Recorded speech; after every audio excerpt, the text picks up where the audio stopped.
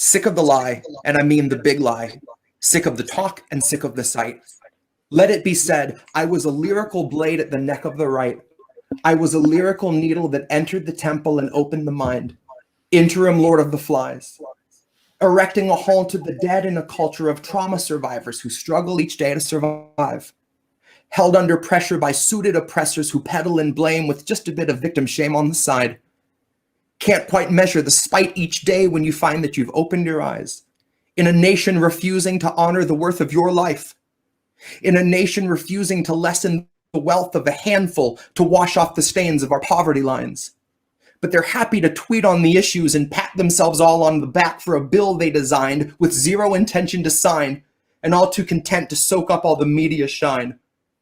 Like a bomb squad only reporting to find the device and state that they found the device, watch the device, publicly shame and denounce the device, tweet every day on the risk that could rise, and then land on the cover of Vogue for their fearlessness, power, and style while facing that awful device. And behind closed doors, they can laugh with that awful device. They can shake hands with the very device that eats millions of struggling Americans' lives. And one day, when it blows sky high, they can wring all their hands at the toolkit sitting nearby with a manual walking them through the disarming and proper disposal, and all point fingers and all place blame over why it had never been tried. But if all of us hostages had those tools, we would not think twice. Instead, we were left in the dark with our hands all tied. And they bring a few ball gags once in a while, and we open our mouths and we don't ask why. A few don't mind. A few start cheering the silence who view it as some kind of positive sign. And a few shout prayers to a squad that had sworn they were here to help and they were on our side. And suddenly we could hear vehicles come up the drive. We saw the flashing of lights and we thought that help had arrived, only to find there was a media frenzy to see AOC wear her hair to the side. And Kamala Harris was not in attendance. She sent her shoes in a bulletproof limo with heavy security detail that all of our taxes were gracious enough to provide. And along with her warmest regards, she sent a surprise. A shipment of muzzles and gags, and all of them signed. Cheer for your squad or shut up and bite, President Harris.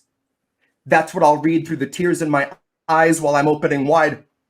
Accepting my penance for daring to warn that the squad will be cutting your heat in the night before they take a blade to those wires. And our only hope to dismantle their precious devices in snipping the red and the blue because they're fully entwined. To cut out the red and the blue in our minds wherever we find.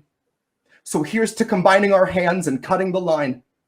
Here's to denying the motor the oil it needs to be primed. Here's to a wrench in the gears of your capital, hearing it grind. Here's to the feeling of loosing your collar and breaking your binds. Here's to the bliss of forgetting your number and knowing that's fine.